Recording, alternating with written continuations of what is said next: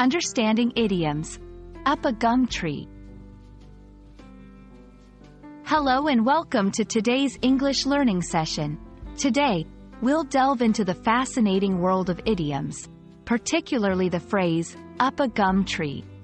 This expression has its roots in Australian English and paints quite a vivid picture when it comes to explaining a tricky situation.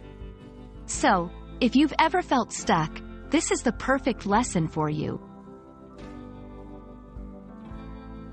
The phrase, up a gum tree, signifies being in a difficult, perplexing, or sticky situation with no easy way out.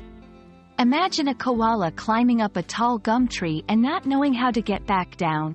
That's the kind of predicament we're talking about. This idiom is a slice of Australian heritage. Gum trees, which are abundant in Australia, are known for their sticky sap and towering heights. The phrase likely came from the observation of animals, such as koalas, climbing these trees and struggling to descend. Using up a gum tree is simple. You can use it whenever you find yourself or someone else in a bind. For example, I forgot my passport at home and only realized it at the airport.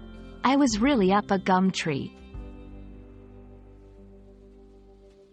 Let's look at some examples to see how this idiom fits into everyday conversation. When the team lost the project files, they were truly up a gum tree. I was up a gum tree when I realized I had the wrong date for the interview.